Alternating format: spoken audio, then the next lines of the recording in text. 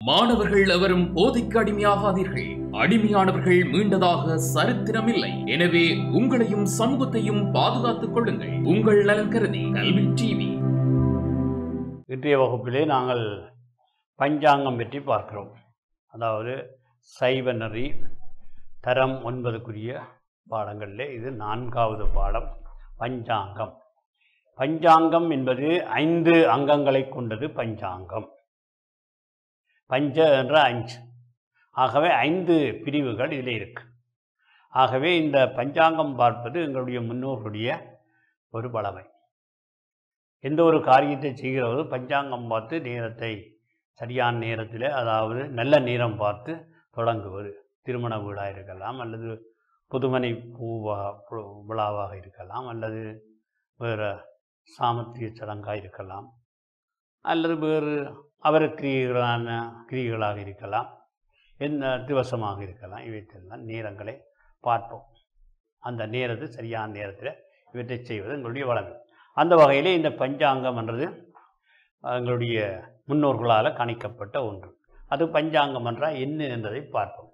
பஞ்சாங்கம் என்பது வானியல் அடிப்படையிலான கால அட்டவணை ஒன்றாகும்.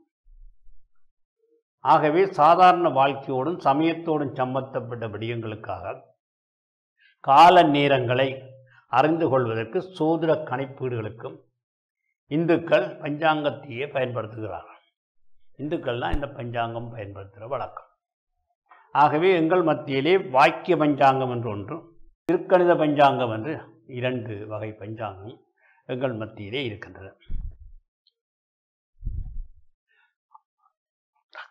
ஆரம்பத்திலே இருந்து வாக்கிய பஞ்சாங்கம், பிறகுதான் திருக்கணித பஞ்சாங்கம் வந்தது.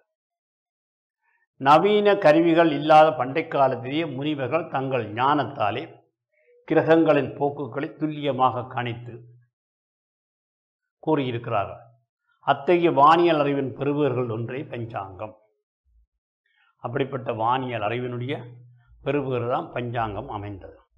பஞ்சாங்கம் என்ற சொல் 5 உறுப்புக்கள் என பொருள்படும். இந்து மரபிலான கால அளவீட்டு அலகுகளான வாரம், திதி, நட்சத்திரம், கரணம், யோகம் என்னும் 5மே அந்த அங்கங்களாக கருதப்படுகின்றன. இனி நாங்கள் ஒவ்வொன்றை பற்றியும் பார்ப்போம். முதலாவது வாரம். வாரம் என்று சொல்லுகிற போது எங்களுடைய கிழமை என்று சொல்றது. வாரம் கிழமை என்று சொல்றது, அதை நாங்கள் உரிமை என்றும் பொருள்படும் என்று சொல்லுவார்கள். அப்போ வாரம் கிழமை என்று சொல்லுகின்ற போது இங்கே 7 நாட்களை கொண்டது. ஞாயிறு தொடக்கம் சனி வரையிலான நாட்கள் 7 நாட்கள். ஞாயிறு என்று நாங்கள் சாதாரணமாக சொன்னாலே சூரியனை குறிக்கிற சொல்லும். ஞாயிறு, சூரியனுக்கு இன்னொரு பெயர் ஞாயிறு. ஆகவே இந்த ஞாயிறு என்பது சூரியனுக்குத்தான் சொல்லப்படுது. அப்போ அது சூரியனுக்குரிய நாள் என்று கருதப்படுகிறது. ஞாயிறு சூரியனுக்குரிய நாள். அடுத்தது திங்கட்கிழமை. திங்கள் என்று சொன்னால் சந்திரன், உங்களுக்கு தெரியும். திங்கள் என்ற பெயர் சந்திரனுக்கு இருக்கு. ஆகவே திங்கட்கிழமையை குறிக்கும். திங்கட்கிழமை சந்திரனுக்குரிய நாள். அடுத்தது செவ்வாய். செவ்வாய் கிரகத்துக்குரிய நாள். கிரகங்கள் ஒவ்வொன்றையும் அங்கே பயன்படுத்துகிறார்கள். சூரியன் இல்லாத பெரிய கிரகம். அடுத்ததாக சந்திரனை சொல்லுகிறார்கள். சந்திரனுக்கு திங்கள். பிறகு செவ்வாய் என்ற கிரகத்துக்கு, புதன் என்ற கிரகத்துக்கு புதன் என்ற கிரகத்துக்கு. ஆகவே வியாழக்கிழமை குரு பகவான், வியாழ பகவான். அடுத்தது சுக்கிரன். சுக்கிரன் என்றது வெள்ளி, சுக்கராச்சாரியார். வியாழ பகவான் தேவர்களுடைய குரு, சுக்கராச்சாரியார் அசுரனுடைய குரு என்று சொல்லுகிற வழக்கம் இருக்கு. ஆகவே இந்த சுக்கிரன் வந்து வெள்ளி. ஆகவே உரிய நாட்களாக முறையே திங்கட்கிழமை, செவ்வாய்க்கிழமை, திதி 30 அமையும். திதி என்பது சூரியனை சுற்றி வரும் சந்திரன் சுற்றுப்பாதையில் 30 சமபிரிவுகள் இருக்குது. சந்திரன் சுற்றி வருகிறது, பிரகாசமாக முழு மதியாக தோன்றுகிறது பூரணை. ஆகவே இந்த 2ஐயும் சேர்த்து 18, 14, 28, 28 நட்சத்திரத்தை பற்றி பார்ப்போம். நட்சத்திரம் என்று சொல்லுகின்ற போது ரவி சக்கரம் ஒவ்வொன்றும் 13.33 பாகை அளவிலான 27 பகுதிகளாக அமைந்துள்ளன. அந்த பூமியை சுற்றி வரும் சந்திரன் குறித்த நேரத்தில் அந்த 27 பகுதிகளில் எப்பகுதிக்குள் நிற்கின்றதோ எப்பகுதிக்கு அந்த பிரிவுக்குரிய நட்சத்திரமே குறித்த நேரத்துக்குரிய நட்சத்திரம். எந்த பிரிவுக்கு நிற்குது அதுதான் நட்சத்திரம் என்று சொல்லுகிறார். அவ்வாயிலே அஸ்வினி முதல் ரேவதி வரையிலான 27 நட்சத்திரங்கள் குறிப்பிடப்படுகின்றன. அப்போ சந்திரன் நிற்கிற இடத்தை குறித்துத்தான் அந்த நட்சத்திரம் கணிக்கப்படுகிறது. 27 நட்சத்திரங்கள் குறிப்பிடப்படுகின்றன. இந்த 27 நட்சத்திரங்கள் அதாவது சந்திரன் வந்து அந்த அந்த பகுதிகள் 27 பகுதிகளை பிரிக்கின்ற அந்த கடக்கின்ற போது எந்த பகுதிக்கு நிற்குதோ அந்த நிறம் அதை குறிக்கிற நட்சத்திரமாக வருகின்றது. ஆகவே இந்த நட்சத்திரங்கள் 27. இனி கரணம். கரணம் என்பது ஒரு திதியின் அரைப்பங்கு ஆகும். திதியினுடைய அரைப்பங்கு. இங்கே திதி 30 என்று நாங்கள் ஏற்கனவே பார்த்துருக்கிறோம். அந்த திதியினுடைய அரைப்பங்கு கரணம் என்று சொல்லுகிறோம். அப்போ திதியின் முதற் பகுதி ஒரு கரணம், பிற்பகுதி மற்றொரு கரணம். ஆகவே 30 திதிகளுக்கும் 60 கரணங்கள் அமைகின்றன. முற்பகுதி பிற்பகுதி என்று போகிறோம். இந்த சந்திரன் நிற்கின்ற இடத்திலே சில போல முற்பகுதியில் 2 அது அடுத்த ஒரு நட்சத்திரத்துக்கு, பிற்பகுதி 2 இன்னொரு நட்சத்திரத்துக்கும் போகிறதாக அமைக்கின்றது. ஆகவே இதை கரணம் என்று சொல்லுவார். அடுத்தது யோகம். சந்திரன் ஒவ்வொரு நட்சத்திரத்தையும் கடக்க எடுக்கும் காலப்பகுதி யோகம் என்று சொல்லுவார். அந்த நட்சத்திரத்தை கடக்கின்ற காலப்பகுதி அவ்வகையிலே 20 நட்சத்திரங்கள் கடக்கும் காலப்பகுதியாக 27 யோகங்கள் குறிப்பிடப்படுகின்றன. யோகம் 27. அப்போ இப்படி இந்த அஞ்சையும் வச்சுத்தான் இந்த பஞ்சாங்கம் கணிக்கப்படுகிறது. நாம் அனுஷ்டிக்கும் விரதங்கள், நமது கோயில்களிலே இடம்பெறும் உற்சவங்கள், நமது முன்னோர்களை நினைவுகூர்ந்து செய்யப்படும் அபரக்கிரியைகள் முதலான யாவற்றுக்குமான காலக்கணிப்பு இந்த கால அலகுகளின் அடிப்படையிலேயே மேற்கொள்ளப்படுது. கோயில் கும்பாபிஷேகம், திருமணம், புதுமனை புகுவிழா முதலான கர்மங்களுக்கான சுப வேளைகளை பஞ்சாங்கத்தின் அடிப்படையிலேயே கணிப்பிடப்படுகின்றது. நமது நாட்டிலே பிரதான 2 வகை பஞ்சாங்கங்கள் புழக்கத்திலே இருக்கு.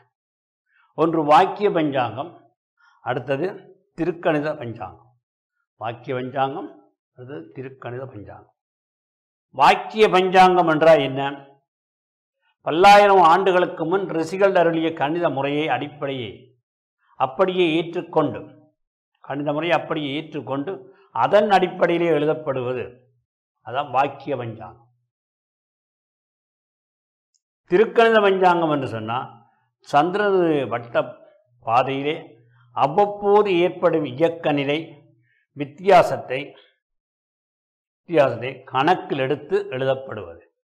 இருவகை பஞ்சாங்கங்களும் காலக்கணிப்பிட்டு சிறு அளவிலே வேறுபடுவதும் உண்டு. காலம் என்பது இயற்கையின் கூறுகளின் அடிப்படையிலான ஒரு அம்சம். அது எல்லையற்றது.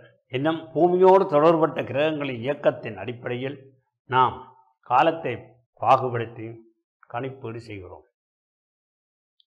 கிரகங்களும் அவற்றின் இயக்கத்தால் உண்டாகும் மாற்றங்களும் எமது அகப்புற வாழ்க்கையை தீர்மானிக்க வல்லன என்று நம்பப்படுகிறது. அவற்றாலே விளையும் நன்மையும் இருக்கு, தீமையும் இருக்கு. கலந்த நமது வாழ்க்கை இறை அருளாலே இந்த தீமையும் இன்றி நன்மையாக முடியும் என்று நாங்கள் நம்புகிறோம். நாளுங்கோளன் நம்பர் அடியார்க்கு நலிவு செய்யாக என்று ஞானக்குந்தையாகிய ஞான சம்பந்தர் சொல்லியிருக்கார் கோளாறு பதிகத்தில். அவர் பாடிய சம்பந்தர் பாடிய கோளாறு பதிகத்தின் சாரம் இது. இறைவனுடைய அடியார்களுக்கு என்னப்பா நாளங்கோளம் என்ன திருவருளுக்கு? அதான் இறைவனுடைய திருவருளுக்கு பாத்திரமானவர்களை கிரகங்கள் பாதிக்காது என்பதை அருளாளர்கள் தங்களுடைய பாடல்களாக வெளிப்படுத்தியிருக்கிறார்.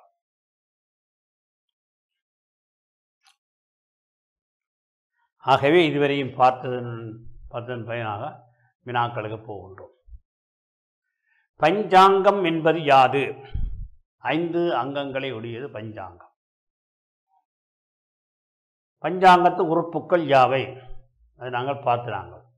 வாரம், திதி, நட்சத்திரம், கரணம், யோகம் என்று சொல்லப்படுகிறது. பட்சங்கள் எத்தனை, அவை எவை? பட்சங்கள் எத்தனை என்று சொல்லுகிறார். அங்கே ஒவ்வொரு பட்சமும் சொல்லப்படுகின்ற சம அளவாக பிரிக்கப்பட்டிருக்கின்றது. அவை எவை என்று சொல்லுகிறார். என்ன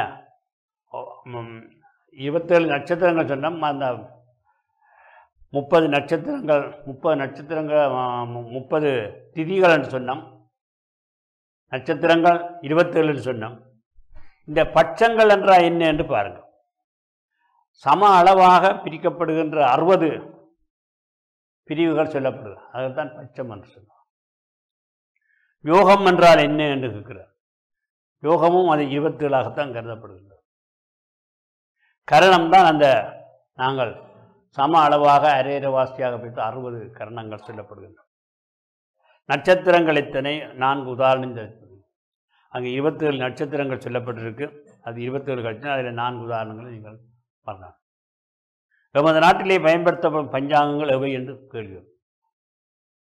திருக்கணித பஞ்சாங்கம், வாக்கிய பஞ்சாங்கம். பஞ்சாங்கம் பார்த்து நாம் செய்யும் காரியங்கள் 3.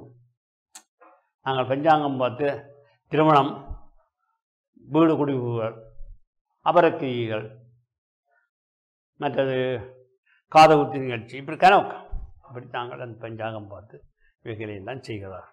பஞ்சாங்க நாட்காட்டியின் உதவியுடன் திதிகளை அறிந்து எழுதுகிறார். அதிக செயற்பாடுகளை செய்யலாம். பஞ்சாங்கத்தின் துணையுடன் உங்கள் பிறந்த நட்சத்திரத்தை அறிந்து பிறந்த நாளை கொண்டாடணும். நட்சத்திரத்தை அறிஞ்சு பிறந்த நாளை கொண்டாடலாம். அப்போ இப்படியான செயற்பாடுகளை நீங்கள் செய்து பார்க்கலாம். ஆகவே இதுதான் பஞ்சாங்கம் என்று சொல்லப்படுகின்ற அந்த விடயம். இதுவரையில் நாங்கள் 4வது பாடத்தை நாங்கள் பார்த்திருக்கிறோம். அடுத்த வகுப்பிலே நாங்கள் 5வது பாடத்தை பார்ப்போம். நன்றி. கல்வி டிவியில் புத்தம்புது நிகழ்ச்சிகளை உடனுக்குடன் பார்த்து மகிழ எமது ஃபேஸ்புக் மற்றும் யூடியூப் பக்கத்தை லைக் செய்யுங்கள்.